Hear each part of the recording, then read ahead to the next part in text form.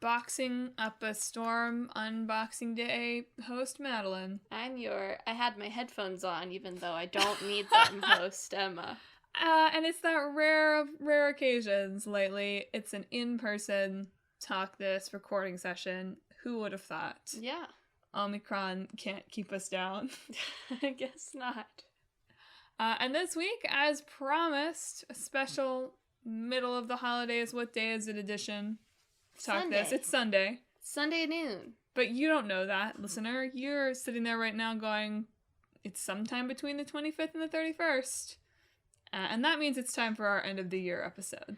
I mean, I know that our listeners are right there Sundays at noon saying, where is it? It's probably like 10 minutes late because of processing. Where is it? You're right. You're absolutely right. They are. They're very punctual. I just meant to say that maybe, listener, you didn't realize it was Sunday at noon because you're in this weird little holiday days. That's all I meant. Not that the listeners don't have calendar alerts and downloading immediately. Yeah.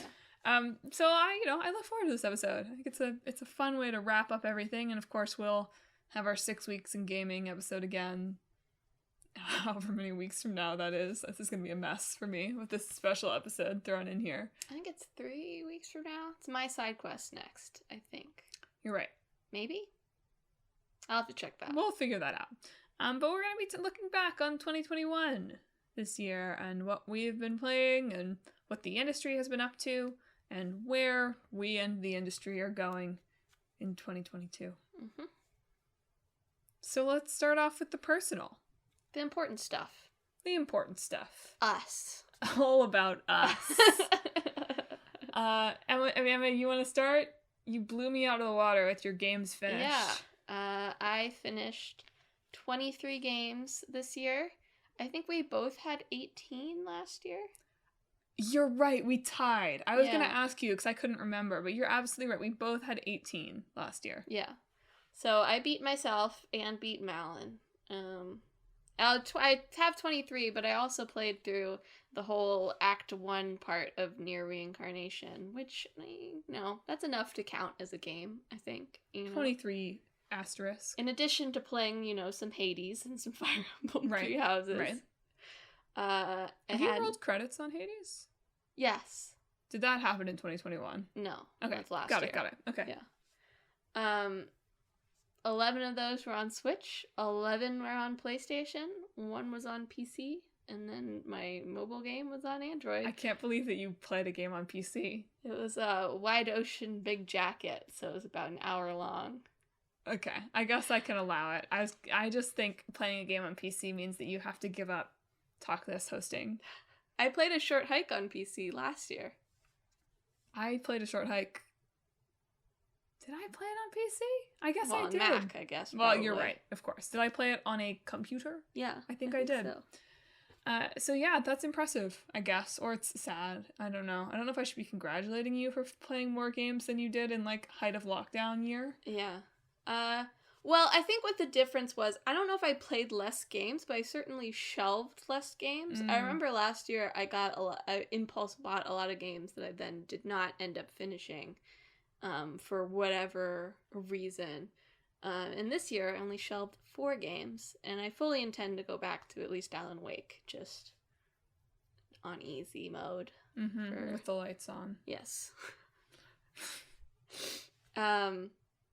And then I'm currently playing 4 or 5 other games, so look forward to that in our 6 weeks. Did you think you were was 23 games a surprise for you? No, I've been better. This year I really wanted to catch up on sort of media stuff in a more focused way. So I watched a lot of movies. I read more. I watched more shows this year than I had before. Which doesn't really mean I was cutting into productive time. I was cutting into good cover. Different unproductive time. And in doing that, I've also just started tracking everything on various tracking services because I cannot be trusted to remember anything if I do not put it somewhere. If I hadn't put it somewhere, I'd be like, I don't know, I played some games. Yeah, I will say that I need to go back and recalculate my number because I counted the PS4 games purely from memory and from going back through the episode blog posts. Mm-hmm. very possible I have forgotten something. Yeah. So yeah, that's so it wasn't surprising because I had been tracking that the whole time. Got it. Yeah. Well, should I embarrass myself with mine? Yeah, okay. So I finished 15 games this year, down from 18 last year. I will say that I definitely made a kind of concerted push at the end of last year to finish. Like, I finished, I think, 3 or 4 games in the last couple of weeks. I remember that, yeah. Which I think had I ended up staying in New York for the holidays, I probably could have made it to 18 if I pushed. But I'm not with my PS4 right now, which is where a lot of my, like, 3/4 finished games are sitting. And December was busy, so I wasn't able to make that same kind of, like, I'm gonna beat Emma push that I did last year. But just like Emma, pretty much split pretty evenly. 7 games finished on Switch, 8 on PS4, which was a little bit of a difference, I think, for me from last year. Last year, obviously, I played a lot of Animal Crossing on the Switch, but I was having so much trouble with Drift in that and in my memories of Fire Emblem Three Houses that I did kind of step away from the Switch for a while, and it's been good to be able to kind of get back to that as more of a co-main console, because for a while in 2020 I was like, I could buy it on PS4 or Switch. Well, why would I buy it on Switch if the cursor's going to be running all over the place? But either I've managed to fix my controllers, or it's just that those games are really sensitive, because I haven't felt like it's been as bad this year.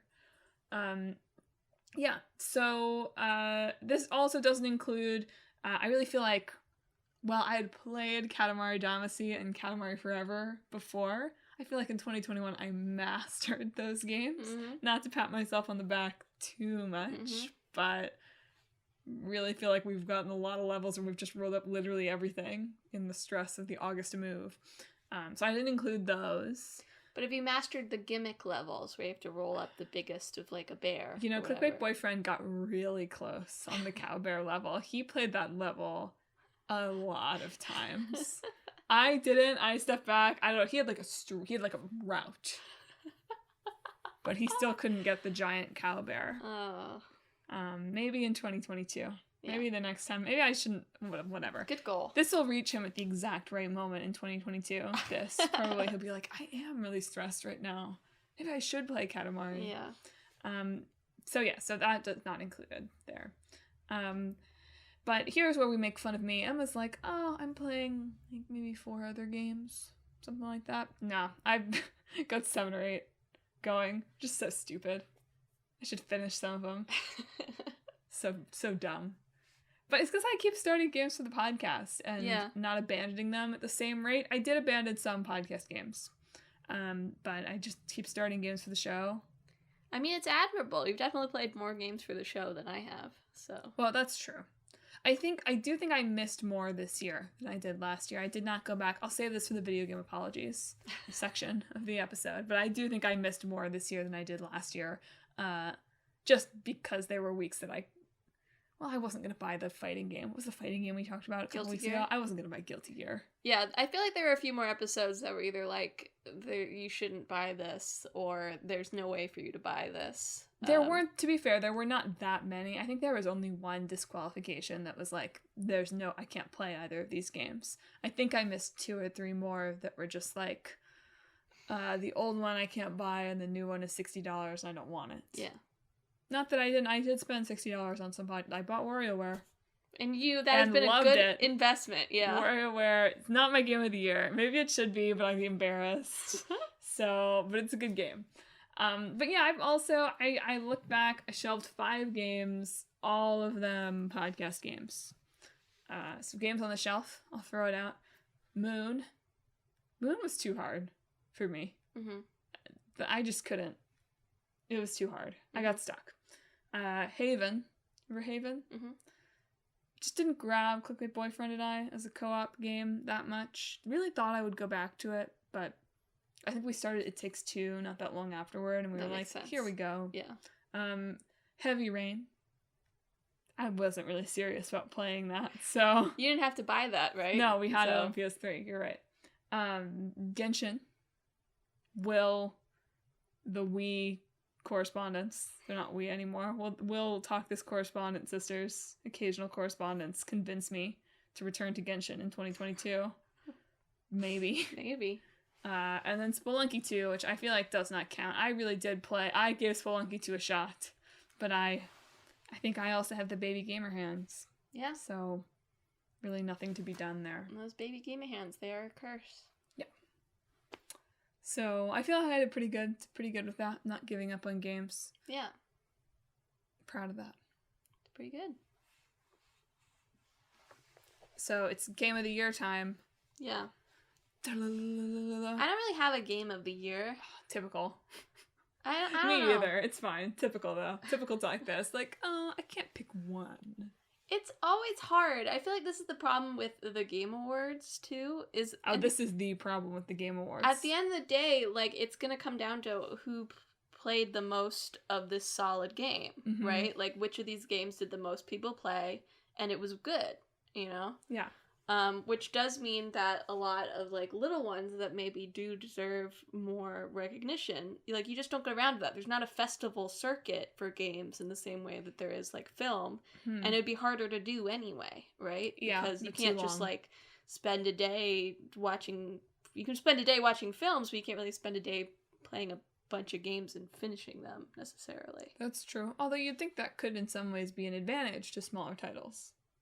You could send out a screener for a 2-hour game. Yes, but people don't have time. That's it's true. like critics can get a lot of games and they'll be like, well, thanks, but I don't have time to play this because I'm covering Resident Evil Village or Well, something. I guess I don't understand who votes at the game. Like, it's like 90% critics, 10% fans or something like that. interesting. So it's not something opaque like the Academy Awards or the Golden Globes, where it's No. like there's a bunch of members. Well, I don't know if they have like a list of people either. I don't really know how it works. I guess it's like I guess with like movie awards, right?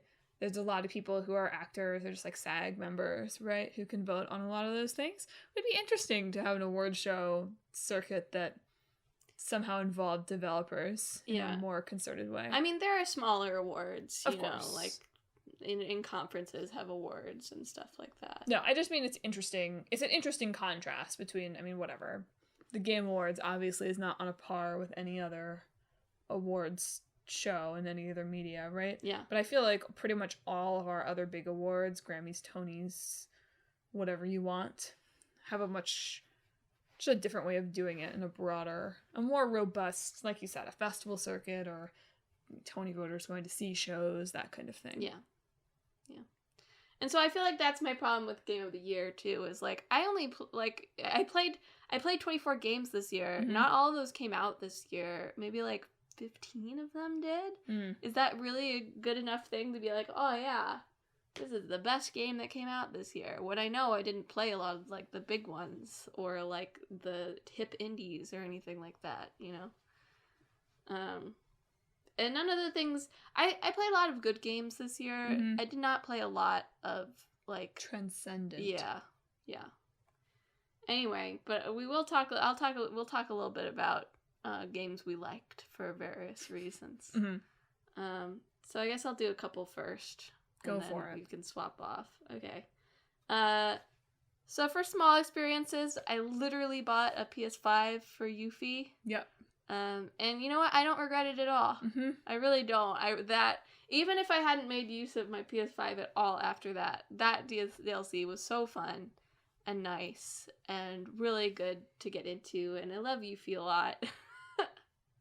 I think it helps. I know people who played like the original Final Fantasy VII are like, oh, Yuffie, because of the way like her recruitment works, and she like steals your stuff and whatever. Yeah. I know Yuffie from Kingdom Hearts, where she is very charming. Mm-hmm. So I think that comes through in this DLC. So I bought a PS5 for Yuffie and really enjoyed it, and I really want Final Fantasy VII Remake Part 2 now, please. It won't be called that. It'll be called Final Fantasy VII Remind. I'm sure it'll be something else. It won't be Remind. Yes, it will. It'll be like Reimagine. No one can stop him. No one can stop him from calling it Remind if he wants to. Call it Remind. Doesn't make sense.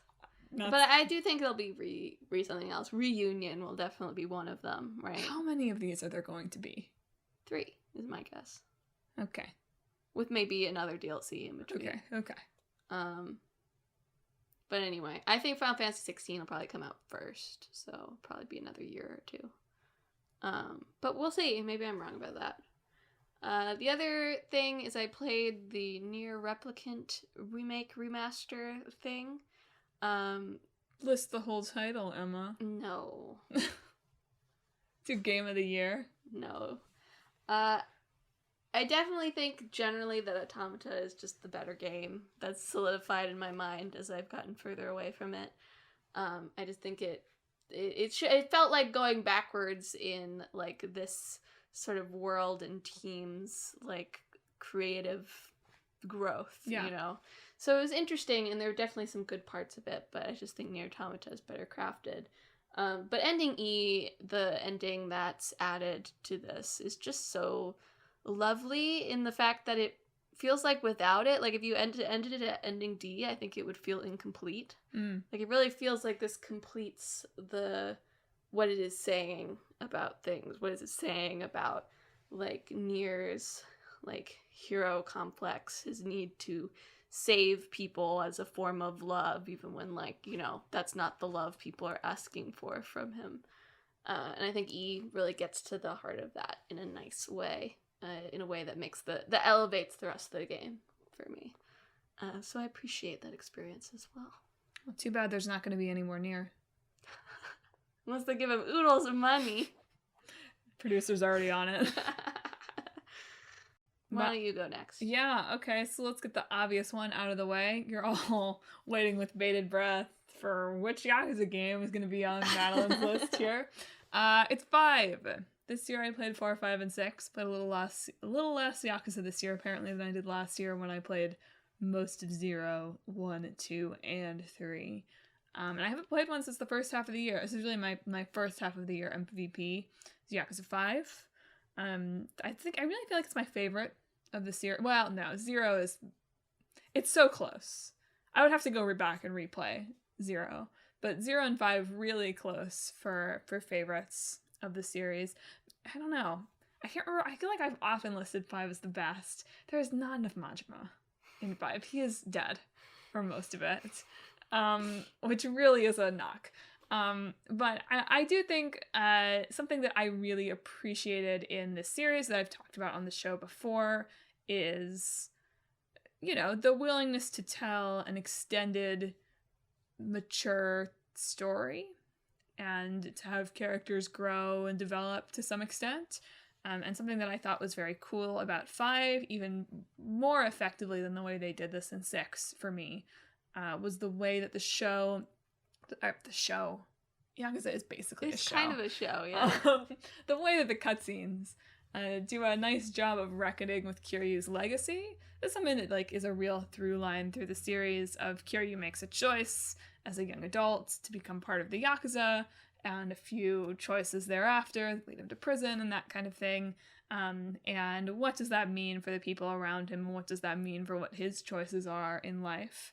And obviously, the meme of these games is that he is perpetually trying to step away and perpetually being called back. And I think a lesser series would just treat that as the video game / action movie trope that it is and let it go.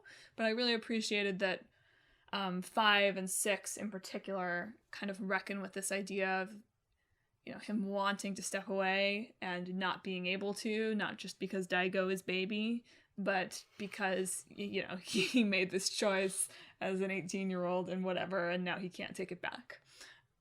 But also features, you know, the baller moment of an enemy at the end of Kiryu's Act 1 story saying like, "Oh, I heard you never kill anyone." And Kiryu's like, "Who told you that?" It's just like, yes, this is what I play these games for, these moments. 5 also does a nice job of interweaving that legacy stuff with Saijima's character as well, which is a nice kind of counterpart. Anyway, by far, I think the most ambitious game in the Kiryu saga, and that it's like a whole Japan Yakuza war. Mm-hmm. Everyone is like, this game is too bloated. what do you play these games for, Mhm. if not the bloat? Mhm. What do you play these games for, if not to hunt a bear Mhm. in the wilderness after breaking out of prison for the 3rd time? Exactly. So I really hope that Shinada comes back to hang out with Ichiban. I think they would be good buds. They just play baseball. Shinada probably plays Dragon Quest, I think. Overall, I think the themes of this game about dreams. They say yume like every line in this game. This is the word of Japanese I learned from Yakuza 5. But about, pursuing your dreams and about separation from family and trudging around in the snow. I don't know why that really resonated with me in the winter of 2021. Who could say? Anyway, all of these men need to go see someone about their depression. Except maybe Akiyama. Haruka, it's difficult to tell. What Haruka should see someone about something. Maybe about Kiryu's depression. Yeah. But, the taxi driver game we all need in our lives. Yeah. And I see why it's a game where people were able to jump back into the series, because it does a nice job of balancing cool things for existing fans while also giving you enough that you could start here. But don't start there. Start with 0, probably. Anyway, should I do another game? You only have 3, right? I do. I'll do another 2 quick ones. I have 6 listed out to talk about, so. You're perfect. Neo: The World Ends With You came out this year. I can't believe I really meant to play it. I played the ending of the original one to prepare myself, and then I moved, I think, and I didn't play it. It's still out there. It's waiting. Is it? Are they gonna take it away? They're not gonna take it away from you. I feel like that's gonna be next. They're gonna be like, if fans stand up, you can have a new one. And next it's gonna be, fans need to make this stay on the store. I really feel like that headline is that's just the thing that you say. Like, they're saying there's no plans, but if fans are really supportive, maybe they could see having plans in the future. That's just the thing that people say. They don't mean like. I know, I'm kidding. I just think it's really funny, like the Twitter, like, whatever. It's like people are angry about the way the game was promoted. It's just fuel to the flames. That's silly too. It's just a hard game to promote. I think they did plenty of promotion. Whatever. I think just their sales figures were maybe a little bit optimistic. The World Ends With You fans are, bitter about being the redheaded stepchild to Kingdom Hearts. Yes. That's all it is.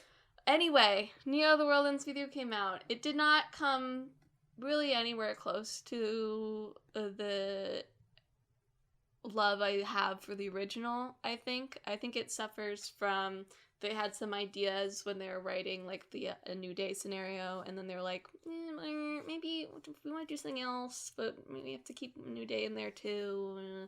So it's sort of, there's some waffling that happens that I think weakens it a little bit. Which is I understood. I was like, I feel like they wrote A New Day before they had, like, finalized all their ideas for the sequel, and then it got away from them, and so there was some issues there. But I still had a lot of fun with it. I think the combat's really fun and creative in a cool way to sort of bring that complexity of controls to something that can be played on multiple systems. It's really stylistically cool. The soundtrack, I think the soundtrack's better than the original. It's got a lot of remixes of the good songs and then a lot of new good songs. Look, Vortex Cortex isn't in there? There's no Vortex Cortex. That's true. That is a knock on it. And just, it feels like clearly a lot of people who really, like, enjoy this world made it and enjoyed making it to a certain extent. Yeah, and it's nice. It's good. There's some interesting stuff in there. I don't know if I need another one. I didn't need a sequel to begin with. So I don't really know if I need a third one, but I'd enjoy it, probably. It really rounded out because it has Hear No Evil for Neku, Speak No Evil for Rindo, so you could have See No Evil for the last one if you really wanted to make it poetically complete, I guess. Okay. That's why he has the mask. No, I get it. Some concerns about what that would mean just sensitivity-wise, but yeah. I don't think it would be a blind. I think you could do something with like Shades. fake glasses, even Oh, okay. Yeah. about like your appearances and superficiality. I think that would fit into the themes. I could see that. Yeah. So it wouldn't have to be like this person is pretending to be blind. Yeah. But yeah, I really enjoyed it. If unfortunately, it's really not. You do have to have played the first one, I think. I mean, you don't have to have, but at the end there will be some stuff where you're like, I guess this is from the first game. I guess that's why they made the anime, right? Yeah. If you really just want to get into Neo, the anime can sum up the plot of the first one for you. And looks okay. It looks okay. Another one I really liked this year was World's End Club, which is... you just talked about the World Ends with I you. know, I'm the World Ends... I wonder why that was so prevalent this year. World's Ends Club is really a visual novel, but it's got some like light platforming elements. Mm-hmm. It sort of marketed itself as a platformer, which I think was disappointing to people. Mm-hmm. But I went in a little bit after it came out and was more expecting like a VN, and it met my expectations better that way. It's also a musical, because Kotaro Uchikoshi cannot make a game where people don't sing anymore. Uh-huh. Last year or 2019, I really liked I, the Somnian Files from him too. Right. Also a musical. So just his games have musical numbers now, and I think that's wonderful, actually. Mm-hmm. I don't know, it's so, like, he did the 999 series, which I think we talked about did talk about year. that. And those might have ones... been last year, but might have been last year. And those ones are a little bit cynical, I guess. I don't know. There's definitely some sincerity in how, like, he's like, I've read these cool trivia facts, and I'm going to tell you them now, which still feed into I and World Ends Club. But these two feel so much more, like, just sincere in their emotions, I guess, in a really refreshing way. World's End Club especially is just, like, very pure and heartfelt, heart on the sleeve stuff, and they sing a lot, and it's really good. I don't know, it gave me joyous feelings, I guess. Nice. So yeah, if you're looking for like a cute sort of sci-fi end of the world story that is still it's like about a bunch of kids walking across Japan in the apocalypse. So if your Broadway tickets have been canceled. Yeah. You gotta get that musical experience some way. I should probably... many of my runner-ups, I feel like, were so close, often on the strength of their music. So, like, I mean, Yakuza 5 wins because, of course, the Haruka arc is basically a mini musical. Yeah. I can't sing it right now, but her song is in my head. But also, really loved the music in Murder by Numbers. Spent several weeks with my boyfriend and I just like kind of screaming the tune at each other. Not the lyrics to the opening theme song, just the song that goes while you play. Play with the Picross. The Penny's song from WarioWare, Get It Together. Excellent. Shame that you can only play it when you're doing Penny's level, because Penny kind of sucks. But very good song. Obviously the Bug Snacks song, even though it's not really in the game, but you know. I feel like I had another one. I feel like I had another one. I can't remember. Anyway, okay. But Super Monkey Ball. Super Monkey Ball theme. Banana Fritters. Can't do a podcast without talking about the Banana Fritters. But yeah, next on my list, speaking of depression, tied in, is Chicory, A Colorful Tale. A game from this year. An easy game of the year pick, right? It's everybody's game of the year. Yeah. But yeah, I really enjoyed it. The rare game that I felt was better for having a baby player 2 mode. Most of the time I'm like, oh, okay, like, that's fun if you have like a 6-year-old that wants to play with you and you also want to play a real game. But I think like my boyfriend and I had a funner time playing this with him and baby player 2 than we would have just the two of us playing it separately, which was nice. And it's the rare game where I feel like I often try to kind of talk to all the NPCs because I'm scared of missing secret content. But it's the rare game where I was really kind of excited to talk to all the NPCs and keep talking to them for it to finish their stories. So just some really lovingly crafted world building stuff. That said, my art was pretty bad. Yep. The symptom of playing on the PlayStation, I think. Yeah, PlayStation style rustic art. Mm-hmm. But it's on Switch now, which I guess maybe, I don't know if the touchscreen would make it better or worse. Probably better. You have like a stylus, yeah. I guess. But I will give you the caveat, listener, of the game started to crash pretty regularly. That I really think you just needed to reinstall it and it would have fixed it. Okay, I'm just saying my PlayStation 4 had trouble with it at times, so I haven't heard anything about the Switch version, but maybe check out if that's an issue on the Switch at all before you opt for Switch over something more powerful. So I do think at the end, like some of the crashes throughout, it's like, okay, whatever. I do think at the end what was happening is that we had too much color in the world, and it was having some trouble with that. Makes sense. But yeah, really, really lovely. We had a lot of kind of like soothing fun with it. The boss fights are a lot easier in 2-player, I think. So that kind of gets around some of the critique around those as well, although I think the boss fights were fine. So yeah, would definitely recommend. Deserves its Game of the Year accolades that it's getting. All right, my last two that I want to talk about.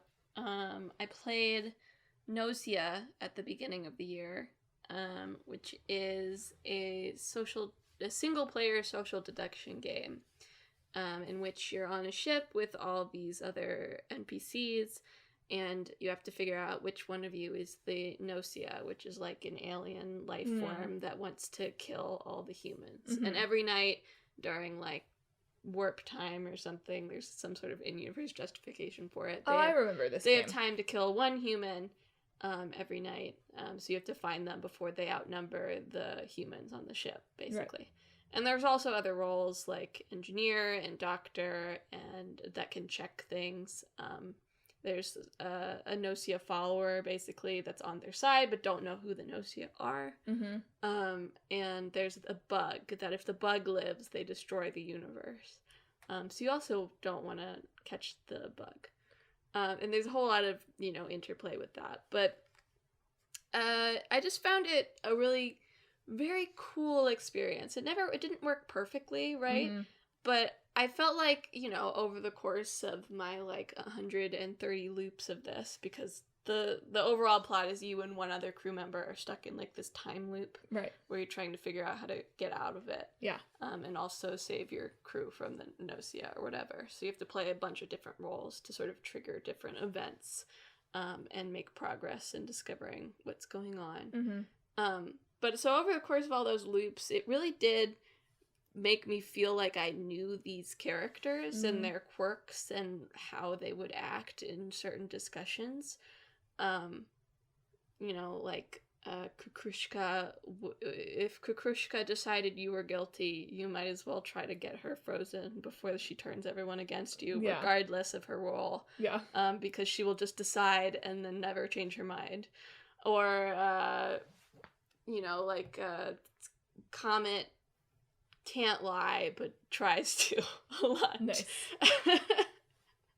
Or various things like that. Or Yuriko is scary. That was the lesson. And so you just get better at it as you go, even as they also get better at it. Every time you trigger an event with one of the crew members, they get more skills that they can use in the discussions going forward. Which makes it, even as you get better, there's new challenges to come in, which is very cool. And just some really nice moments. I think I posted something on Twitter where, you can visit one of the crew members between discussions each time to sort of get a gauge on what they think of you. So I was like, okay, I'll go say hi to Rakio. And Rakio says to me, if I were Nausea, I would take you out next. And then I closed it and it said, tonight you were attacked by the Nausea. No. And then it went to the results screen and Rakio was the Nausea. It's like, well, they let me know, you know, they told me. And... Thanks, our buddy. Just lots of little stuff like that where it's just like, that's just a fun thing to happen. Mm-hmm. And I found the endings to be really satisfying as well. So it's just felt like something that I had never really played before that used like a cool function that's usually multiplayer and made like an interesting narrative out of it. So probably the most interesting, different game that I played this year. It does feel like the game, I'm sure I said this when you talked about it on the show, but it does feel like the game we would make up if we had Among Us and any of the time loop But games. I think that's why we I do know. this thing, Yes. because I think that it sometimes triggers good ideas, even as many times as it triggers bad ideas, you know? Yeah. But I think it's a valid brainstorming exercise. Yeah. That wasn't what I was saying. I was just saying, oh, it's interesting. Yeah. And then the only game I played this year that did make it on my top 15 games is the Great Ace Attorney Chronicles, which is a 2021 game, but technically isn't. Right. So does it even really count? Yeah, I mean, it's just, the Great Ace Attorney Chronicles is just Ace Attorney at its best, you know? Mm-hmm. It's fun, it's clever, the cases all follow a good logic. That's not always the case for Ace Attorney games. The characters are charming. The 3D animation for this is a lot better than the main series' 3D animation. It makes use of like the 3D camera, right. And like groundbreaking. They move more. Like the 3D animation in the main series feels like they're just like, well, we moved it to 3D because it's time. Yeah, but they just look like the sprites, right? Yeah. But in 3D. Whereas this one, they can have like people moving and dancing around and doing fun animations, which is nice. Riveting. It's riveting. Yeah, and because it was in a collection, I didn't even have to pick which one of the two games was my favorite, because now they're the same game. Well, isn't that convenient for you? Yeah, so convenient. But yeah, if you like sort of logic puzzles, I guess, or thinking about solving mysteries, in some ways I think you should start with the main series, because I just think the Great Ace Attorney is like the culmination of Shu Takumi and his team like working on all of these games. Mm-hmm. Like at least start with the trilogy, the first 3 Phoenix Wright games, because I think that you'll go back and you'll be like, these aren't as good. Yeah. It's just because those are the first ones, you know. Mm-hmm. And they're still like, I still really like the first 3 Ace Attorneys, but Great Ace Attorney is quite good. Also, Sherlock Holmes. Yeah, just can't beat that. That puts it in the Sherlock Game of the Year Holmes. list just for character name alone. Yeah. All right, well, final one on my list, taking a page from the Game Awards, is It Takes Two, minus the last third or so of the story. Not to spoil too much, but I just think it's boring to have to make someone's dream something that came out of nowhere. Nowhere else. There's so many other things they could have done. I understand it a little because it allowed kind of like what the last level's theme is to be that, and it does sort of feel like at some point they made the music level, and then they realized, wait a minute, this has nothing to do with anything else in the rest of the game. We need to figure out a story way to fit this in. However, it was really, really fun game. Really fun use of co-op. Really like 10 games in one, more or less, which I think was what was really fun about it. And it makes me excited for what the future of local co-op gaming can be. If there's one takeaway from the Game Awards, I really would like more It Takes Two Vanias. But I would like to see more that explore. So what It Takes Two did really well and got away with, I think, was that, you know, none of these mechanics would have sustained a whole game. So what they did really well was said, okay, here's a bunch of fun ways for 2 people to play and solve puzzles together, and we'll change it every hour and a half. But I would like to see more deepened engagement with how do you create a game for 2 players that's fun. Because what they did here was really clever, but it's also kind of cheating because they didn't have to go so deep into any one mechanic. They just had to kind of make one little arc for it. And nothing wrong with that. I'd like to see more games outside of the It Takes Two Vania genre. Experiment with that and experiment with changing up mechanics a little bit. But yeah, for me, story, there are parts of it where it's touching, but I do think the last third story-wise kind of falls apart a little bit. Would have liked to see them go a little bit more full bug snacks and just go off the deep end, as opposed to it just got kind of soggy, sappy. And I can roll with that, but this did not feel soggy, sappy in a way that was earned. This is not to say that these characters couldn't get back together at the end. Did not have to be. They amicably divorced and were good co-parents. That did not have to be the end of this game. But I did feel sort of like, was this earned? Yeah. And was it earned in this particular way? And did we have to end it where they were in their ugly human forms? Like, did that have to be the final image of the game? Also, the elephant murder. Yeah. I don't know. Yeah. All this to say, a lot of exciting ideas in this game, and I really enjoyed the moment-to-moment of playing it. It's not going to last in my all-time great games list, but I hope it's a signal of what's to come for experimentation and creativity. So now that we talked about us.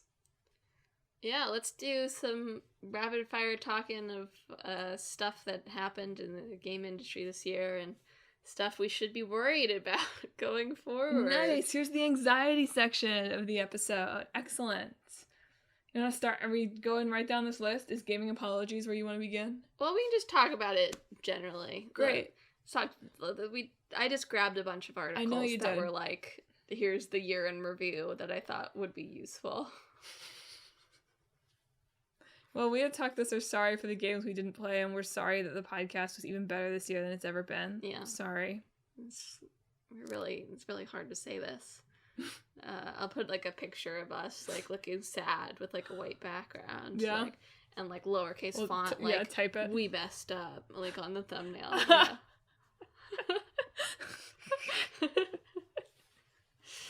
A lot of delays this year.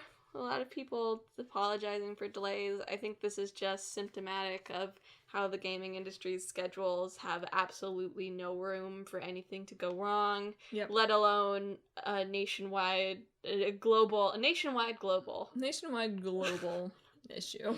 A global pandemic that forces them to change all their workflows on the fly, right? And I think that also is part of the reason why there's more and more active pushes against bad management. Right. Is because things got even more strained to possibly the point where people just wouldn't take it anymore. Yeah. You know? So in that way, thanks, Corona. You've exposed the failures in our systems. Oh dear. The apologies from the year really run I just don't even really process the delays ones anymore. Yeah, I thought it was, I mean, it's not funny that a man cries, but like... No, it was funny, that one, though. The Final Fantasy 14, 2-week delay that they announced, and they were very, very apologetic about it. It's very much a lot compared to how other people Do you think he's really delays. sincere, though? Yeah. Yes. He's been working on this game and saving this game from, death. I know. For, 6 or so years, right? This is his baby. I know. I just wonder if he feels like Sakurai must feel of he has to put on the brand. The brand here is that he cries over the 2-week delay. Right? It's probably sincere too, but if it wasn't sincere, it would be very on brand. You know what I mean? No. The management around this game is branded as very sincere. Okay. And so there's a dark side of me that's are you they always really this do sincere? This. You always do this. I would cry on camera for a delay. Yeah. If somebody told me to, I would. Okay. Anyway, you're right. It was very wholesome and also very sad, and hopefully they're not working themselves too hard. Yes. And it's a shame that they have made all the money that they're going to ever make on the game. Yeah, they're literally not selling it anymore. Yeah.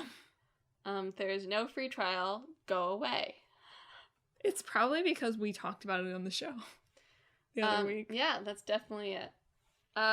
So yeah, Final Fantasy XIV also, in addition to its delay, suffering from incredible server shortage because they literally cannot get more servers. I assume because all of it is because of the semiconductor shortage. Right. Which also plays into the new gaming trend of NFTs. Yeah. So we will never have them again because NFTs are becoming popular, which means you'll never be able to buy Final Fantasy XIV again. You know what? If somebody could get that going on Twitter, that would probably tank the NFT industry. I think, yeah, that's a good strategy, yeah. If someone could be like, this is what is causing... if someone could tie that link. Journalists, find the link.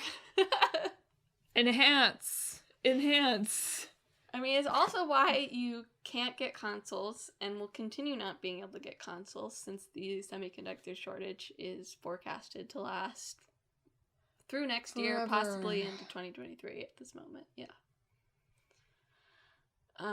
So Can't we use full conductors instead? I don't know. I don't know anything. I don't know what a semiconductor is. I just know that there aren't enough of them. So if you spent this year searching for a PS5 or an Xbox Series X, Then Emma says, haha, sucker, I got one. I got one for you, Fee. However, just recently, the OLED model was also having some troubles when it first came out, but apparently that and the Series S are more regularly available now. What is the OLED? Like, remember that? I know. I don't understand the OLED model. They're just like, the screen's better now. And it's also just called the Nintendo Switch parentheses OLED model.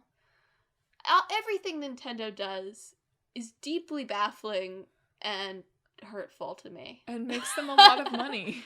And makes them a lot of... The reason they can do this is because they are so entrenched that all of these old men can just, like, roll the dice on whatever they're doing next, and it will somehow work out for them. Yeah. You know? It's mysterious. Do you think it's because they're planning an actual new system? The Switch is 6 years old. No, I don't really think so.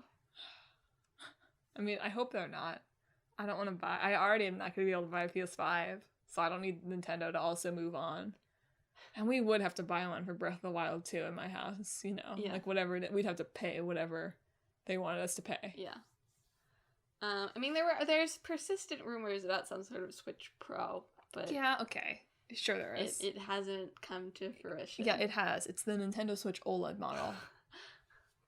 Apparently there's the other... Well, whatever. And we'll see if that ever happens. It's kind of fruitless trying to predict whatever Nintendo's gonna do beyond, like, hate fan projects. Like, that's pretty consistent. Otherwise... Chris what Pratt are we will be doing? there. Anyway, I think Roblox is bigger than Nintendo now. Nintendo Switch Roblox model. Yeah, basically. It's coming. What's your console of the year? My console of the year? Well, I was perfectly balanced as all things No, should but be. just like to declare.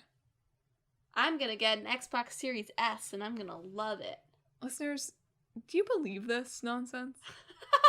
Emma's on the show like, I finished a PC game. I'm gonna get an Xbox. Who is this? I want to get an Xbox so I don't have to play PC games. Yeah, fair. That's the opposite of the direction everyone says it's going. I know. Emma's like, get me an Xbox so I can get away from my computer. And Exactly. Microsoft's like, buy Xbox, computer. Yeah. No, that was just a side thing. I watched the People Make Games video about Roblox exploiting its users. Everyone. Developers, users. Yeah. But it's a huge company. It's bigger than they're like, it's for Ubisofts. It's a metaverse. It's right. It doesn't host It's an games. experience. It hosts experiences. Because if you forgot, the Epic Free Apple trial was this year. That's unbelievable. Because, like, I felt like I remember, like, doing a lot of work to prepare for that episode, and that's unbelievable to me that was, like, this summer. Yeah. Just, like, I wrote in the notes, I was like, I won't say this, or I won't do the thing where I'm like, that was this year. I think that's so boring. Everyone's pandemic take of, like, it's felt like it's lasted 20 years. It's like, okay, yeah, but, like, everybody feels that way. You don't, like, it's not funny. Yeah. It's just a little, they don't mean it to be funny. It's just a little Yes, bit they do. They want the Twitter clout, Emma. I don't know if you get Twitter clout from saying that, to be perfectly Okay, honest. tell that to the 300,000 likes the Talk This Twitter could have if I tweeted. 2021 has felt like it's been 2021 years long. You should tweet it. See what happens. Yeah. I'll put it in the description of this episode. We'll Do you see. think Spartacus is going to be real? The Spartacus is the rumored... Sorry. Sorry, of course the Spartacus. Well, was Spartacus real? I don't know. He was a real person, right? I think so. Okay, go on. Spartacus is the rumored new service that PlayStation's putting together to compete with Xbox Game Pass. So they're like combining PS Plus and Now and making like a new tiered system that also possibly includes something sort of like Nintendo's NES, SNES library. They're gonna get me with this. If they do this, they'll get me. For their older games at like the highest tier, basically. Maybe. I mean, Game Pass is the best deal in gaming. They're getting me. I'm getting an Xbox Series S because I've been converted to the Xbox Game Pass way. I'm gonna wait and see. I'm gonna wait and see what Spartacus is. I could be talked into Game Pass, but I'm gonna wait and see what the PlayStation version is. Yeah. Personally. I think I think they have to roll something out. I mean, it's nice getting my PS Plus games every once in a while. They always suck. Strikers, a PS5 Strikers might be the next one, so you should pick that up. Okay, yeah. so like that'll be the one. Whatever. I guess I really only have to get like one game that I play, and it's more or less worth it, right? But like, I always look at what they are, and it's always like Pro Evolution Lacrosse, and Cars. There's good ones sometimes. I know there are, but I feel like this year's have not been great. Yeah. But yeah, it's just not enough to, I think, compete at this point. But then again, it does kind of look like they're like, oh god, we've got to copy Microsoft, which also isn't a great look for them at the same time. Meanwhile, Nintendo is like, you can have a few games from 1993 as a treat. Yeah. And they get away with it. I do think all the grousing about how expensive it is kind of disingenuous. Like, the individual membership is like $4 a month. It's way less if you do a family plan. I think the step up from normal to like their new like plus thing is a lot more than that necessarily deserves, but I do agree. I agree, like especially if you don't have Animal Crossing. Fair enough. I agree, and I feel like if they'd rolled this out like a year ago when people hadn't fully given up on Animal Crossing, it would have been less poorly received. I think everyone would have been so psyched about the free Happy Home designer in like December 2020 that no one would have cared that much that it was. But again, it's just like I agree that it kind of sucks, but it's less than you're paying. Of course, it's less than you're paying for Game Pass, but it's less than I pay for PSN. Yeah. It's just like, okay. Like, it's a little dumb, but even if I just want to play a couple of the Zelda games, it feels like it's worth it for $4 a month. Yeah. Especially when they would have released these games for like $40 a piece. Yeah. Probably. Yeah. So on that level, it's like, okay, we all whine about how Nintendo games never go on sale. So they just can't win. Yeah. With this. Do you think we're moving toward, like, I'm gonna have to have PlayStation Spartacus Plus and Xbox Game Pass? I mean, you brought this up, but despite people calling it like the Netflix of games, the difference between Xbox Game Pass and Netflix is you can buy those games out of Game Pass. No, but what I'm thinking is that used to be true of Netflix. I think right now that Game Pass is in the I'm mailing CDs to your door. Well, sure, yeah, but I'm just saying I don't think that's imminently going to happen. No. Fair. I'm wondering more 10 years from now, are we going to be in the same situation where it's like, we freed you from cable and now you're paying what you paid for cable, like it is in television? Maybe.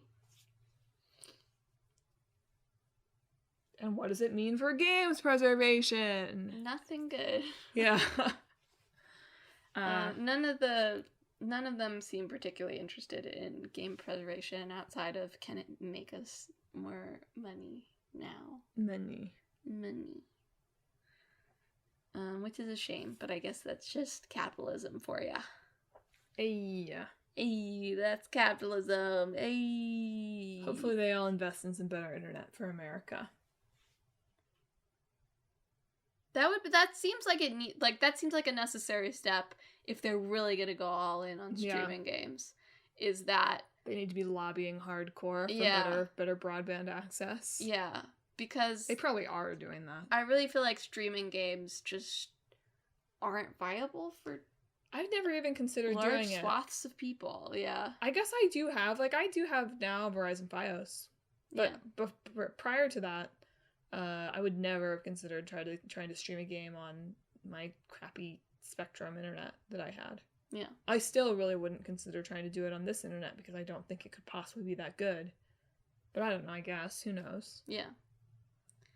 But yeah, it does seem like that's something that if they really wanted that to be like their sole business model, internet would have to be better across the board for them to be able to sustain that. Well, I just wonder where Xboxes are.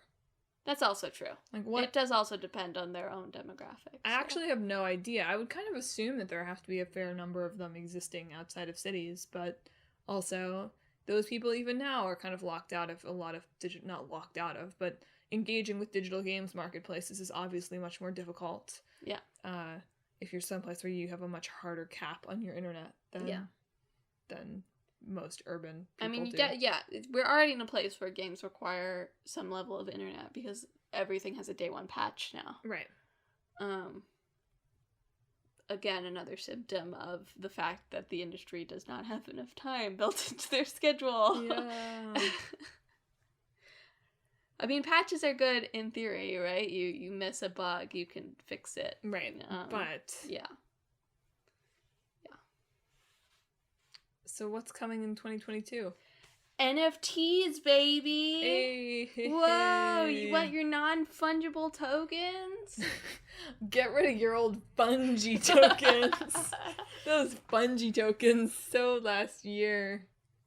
So there was this article about like Ubisoft talking to their employees about like their NFT pushes and how they're not backing off on it. Well, no one can ever explain what the point of it is. And like they compared it. You said loot boxes seems very apt, but I get loot boxes, right? Yeah. I get why gambling is pleasing to the brain, and I get why, like, what it does. Mm-hmm. I get that. I don't understand NFTs.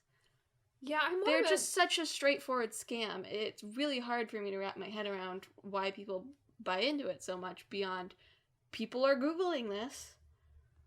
Well, it's because you only have to get really lucky once. Like, I think it's gambling in a different way. I agree that it's not... I find the loot box gambling mechanic much more serotonin-y than this. But the idea is that, I mean, everyone has seen on Twitter, the artist that hits it big. Or somebody who buys something and somebody rebuys it for them for just, like, absolute gobs of money. And I guess the idea is that you're gambling on that happening. Yeah, I actually read a thread on this that a lot of NFTs, like, you buy it from yourself for a lot of money. And then someone buys it for you because you valued that NFT now at a large amount of money. This is what stock is, I think. Yeah. That's how a lot of it works. And what the idea is for games is, like, you have an NFT and they're selling this idea that, like, you can transfer it between games, you know? Which is just, that's not how it works. No. That's not how it works. There's so much work that would have to go into moving something from one game to another, that it's not gonna happen. Yeah. And I don't understand people who think it's gonna happen. It's just, and like, despite all these companies we've seen that have announced NFTs and then immediately backed off because people have screamed at them, you still get more companies announcing it. So I don't think they're gonna learn their lesson for a while. The companies that have backed off, I haven't seen anyone beyond anything kind of like maybe mid-size. I don't even know if these companies are mid-size that are announcing and backing off, right? Yeah. But these are companies that saw a money opportunity and then realized for them it was not a money opportunity because they didn't have a big enough player base. Unlike, I guess, with something like loot boxes where you really need a lot of players buying in, this feels like you just need a few white whales and they'll make you a lot of money. And you don't get to, you get to shed the gambling thing that haunts all the companies that have gacha mechanics because it looks like investment. Yeah. Right? You get to, the problem with gacha, right, is people like me out here being like, well, what's the point of that? Like, why did you spend a bunch of money on something virtual? Like, that's not worth anything. Like, what a dumb way to spend your money. And now those people, probably not the same people, but somewhat of those people now get to be like, no, like, I'm not just dumping my money in to get my busty anime girl gacha card. This busty anime girl is worth $10,000 and this is business. But you see, now you don't have the busty anime girl. You just have a receipt that says you have the busty anime girl. Yeah, but don't you have the image of it at least too? It's like loot box, but like art trading. But you don't actually own that image. That's the scam of NFTs. You don't own that image. You own a receipt that says you own that image. I mean, yes. But doesn't that mean in the same way as like if I owned the Mona, like theoretically, doesn't that mean that you get to decide what's done with it? Well, no, because I can just screenshot it. Well, okay, I know that, but like putting aside the control, the Control-C version of this, the right-click save as, but the idea, if you don't think about that obvious workaround, is that I own Busty Anime Girl now, and it's my image, and I get to decide what to do with it, right? Again, I know there's such an easy workaround, but isn't that the idea? I don't that, think... like, you're not supposed to share Confused Ape anywhere. It's my image, and I own it now. See, I don't think that's how it works, no. I've read a few threads on this, and I still can't wrap my head around it. It was like, you go in, you're like, I'd like to buy the Mona Lisa, and they say, okay, here's a piece of paper that says, I own the Mona Lisa, and then you're like, can I take the Mona Lisa with me? And they're like, no. You just get that piece of paper that says that it's yours now. Okay. Whatever. Investment is like that, though, right? Like, I guess. It's ridiculous, but... Anyway. The moral thing you can do is if you see a corporation say, or a game company or anyone saying, we're going into NFTs, bully them. Yeah, bullying is the moral thing to do. And it seems to work in some cases, you know? It's gotten some people to back off. It won't work for Ubisoft. It probably won't work for Ubisoft. However, you should at this point bully them anyway. At this point, just bully them and boycott them. Ubisoft could not get worse. But Emma, the developers don't want you to boycott. Yes, they do.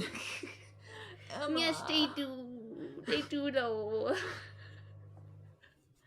I think that's especially funny when people say that about like Activision Blizzard. It's like they're literally boycotting their work right now. You know, that's what a strike is. Yeah. So I don't think they'll care if you're buying their games or not. Yeah. Speaking of which, on a more positive note, we finally saw this year some strains of unionization. An official one, the first official one, I think at least in North America, at Vodio Games, which is a little indie company. Which is where it's, you know, totally possible for these sorts of things to take place, and management was very supportive of them forming their union. So that is the first official one in at least the United States, I believe. So that's great. And then Activision Blizzard has been on a strike following... I'm not sure if there's like a certain section that's on strike or it's a big company, but there's a strike going on there after they laid off a lot of QA people at Raven, I believe, alongside the host of other issues that they have been in this year. If you look at online for a better Activision Blizzard, they have a strike fund also. If you want to actually support developers, you can give to their strike fund. so that they can continue to live while they're striking. Unfortunately, that administration, that company, seems to be starting to look into union busting strategies. So they are not supportive of a union. I just don't get why any mid-sized company or smaller would be unsupportive. Yeah. I guess, why you're a big company and you don't want to have to pay everyone fairly. Yeah. And provide benefits to everyone fairly. But yeah, it's just like... See, it is important to note that exploitation is not a exclusively big company thing. No, I there agree. are tons of indie teams that have also had problems. Of course.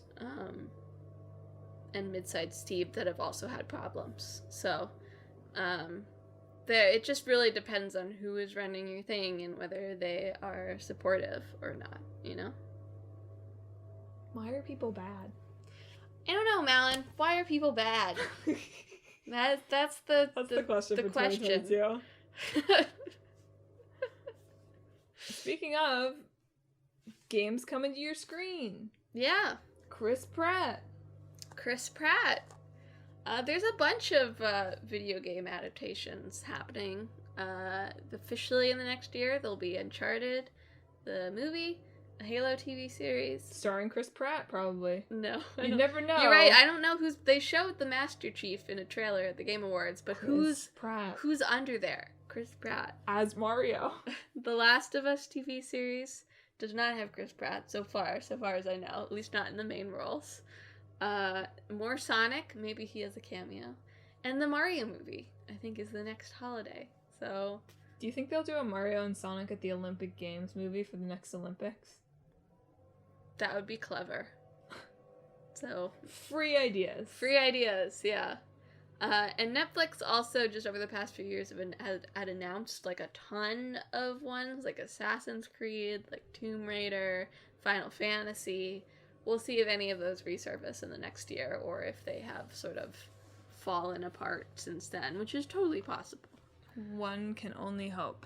Speaking of Netflix, they have also, moving towards games. They just purchased Night School Studios as their first major game studio acquisition. So we'll see what comes of that. But they're planning to have some sort of, like, game section that Well, they goes have to it now, and it's right now really lame. Well, yeah, because they don't have any games right now. They have, like, the Stranger Things game on there or something to that effect. So, yeah, but they'll probably continue moving in that direction. We'll have to see how that goes. So Emma, what's in store for the Talk This team in 2022? Well, for Talk This, I really just want to be more active on the blog. Really did not do very much. We had big goals for the blog in 2021 that did not surface. Really did not do much at all, but I should have another blog releasing before the end of the year. That's just very easy blog. Had my Last Judgment one. I just want to write more for that and be more consistent with Split Screen as well. Yep. Both in our watching and in my posting. Mm-hmm. Both of those have been rather inconsistent. Can we get through My Hero before season 6 in fall 2022? Surely we can. Surely, right? How many, like, we've got like 20 episodes? Yeah. We just have to do it every other week? Yeah, we can do it. We can do it. I'm also planning a new video series that I think will be fun. Okay. It's still secret. I'm not going to talk about it too much until, like, I'm confident that it'll actually be coming out. But I still think about Needle Tests. I think about Noodle Tests too. You know? Speaking of Noodle Tests, I really want to replay Final Fantasy 15 this year. I don't know. It's just over the course of this year, it's like come up in my mind every once in a while, like with really like fond memories of it. Mm-hmm. And I really want to go back and revisit it and be like, okay, so this is what it is like. I also never played it after. Well, I played it a little bit for Noodle Test thing, right? But I really didn't really play it after all of the free updates that they did for it. I played it pretty close to release and just straight. So I'll be interested to see the improvements that they've made. And maybe I'll check out the other DLCs that I haven't checked out as well. Really get into it. And then finally, on that note, I really want to make more of a dent in my backlog. Mm-hmm. I really was playing a lot of... I mean, I did make a small dent, but there was a lot of games that I played that were whatever was new coming out this year. And I think I want to cut back on that and really go into games that I've been wanting to play for a while. And also play more smaller ones. I also feel like I played a lot of long games this year. I'd like to play more smaller experiences, I think. Just trying to crush me in your game count in Yes. 2022? Yeah, that's what I'm trying to do. That's what I figured. Well, similarly, I'm really hoping I have a lot of straggler games from 2021 that I want to finish. Super Monkey Ball Banana Mania. We are at least going to get through the story mode, because it's taken some blood, sweat, and tears to get this far. We've got like a world and a half left. Skyrim, if I can get it to load this freaking area that I got stuck on, loaded for like 20 minutes. Can't get through. So if I can get past that, hopefully finish Skyrim. I will finish Outer Wilds if it kills me. Mm-hmm. It's such a shame. I was really getting into a rhythm with it, and now I will have not played it for a month again. I'm not playing this game the way you're meant to play it. It's really ruining the experience. Etc. A lot of other games. My goal is to end the pandemic. So that I can play Civilization as it's meant to be played, which is on an airplane flying somewhere far away, as opposed to the way I will probably play it, which is in the same sweatpants I have been wearing for a week and a half on my couch, as the entire city of New York has the P variant or whatever. At least you have heating this time. It will be warmer this time. That might be dangerous, though. Yeah. Last summer, I was so cold, I couldn't get out of the blankets.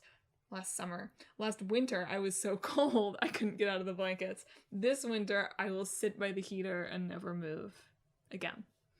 There's a bunch of 2021 games I didn't get to that I want to play. Worldlands with You, Lost Judgment when I get there, Unpacking, it's been on my list, a bunch of others. It's time to get back into RGG, baby.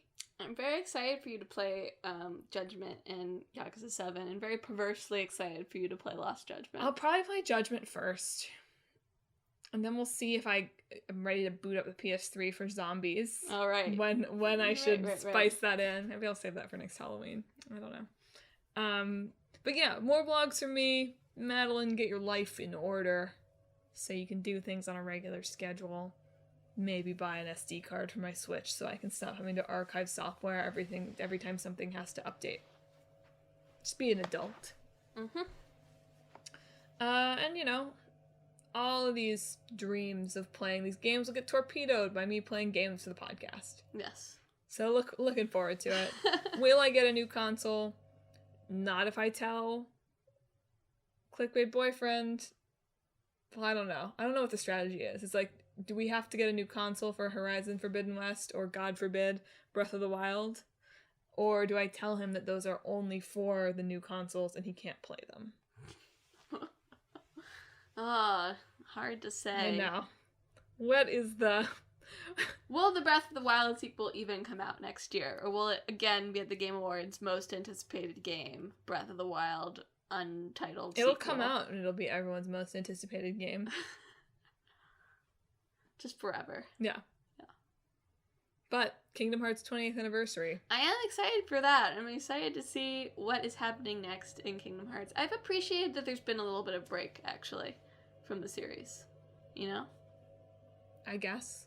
Well, I feel like this isn't quite equivalent, but like I haven't been keeping up at all with like the Marvel Cinematic Universe, and I feel like because there wasn't a break after like Endgame, right? Like it just kept going. I feel like, and I feel like if they'd had but then they wouldn't have made any money. Right. So that's the problem. Yeah. Money. And the 5th anniversary of Talk This. Yeah. Very exciting. Exciting stuff. Big year, 2022. Yeah. Well, any final thoughts on your year in gaming? Looking forward to more games up. What are we doing next week? Folks, while Emma's looking that up, I just want to thank you for listening to another year of Talk This. It's dangerous to podcast alone. I never get to say that part. So we've had a great time. Tell us about your year in gaming. You can find us on social media, Instagram, Facebook, YouTube, Twitter. at Talk This Podcast. Should we revive the Instagram in 2022? If you want to do it. I'll have to think about what would go there. But you can also check out our hopefully soon to be full of exciting content website, www.talkthispodcast.com, where you can read all about the show, check out the games that are in the hat when you forget what's coming up next, and check out the blog featuring long-running series Clickbait Boyfriend, which maybe there'll be more Kingdom Hearts, but I have to decide what, if anything, Kingdom Hearts related or not, Clickbait Boyfriend is playing next. Mm-hmm. And Split Screen, featuring Crash Landing on You and My Hero Academia. Next week, it's a full episode, actually. We're talking so. about The Bouncer and Mundon. I have not yet looked up whether I'm going to be able to play those. I'm going to start 2021 on the note of not playing games. I think Mundon is on Switch. You should look at these soon because there's like an indie holiday sale going on. Well, I should Switch. look at them right now. It's Sunday, though. So the holiday rush has already passed. I think it goes until the 5th. I'm talking about everybody setting up their new Switch. But Oh, yes. I see. Yes. So look forward to that. A New Year's second day of the new year edition of Talk This, the 1st of 2022. Mm-hmm. Emma, am I signing off? You sign us the off. year? Yeah. Okay. This year, listeners. This year.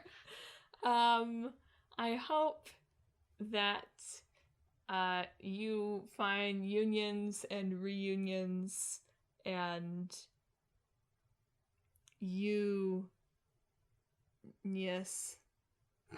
times, and you play some games. Okay. Have a good year, everybody. Bye.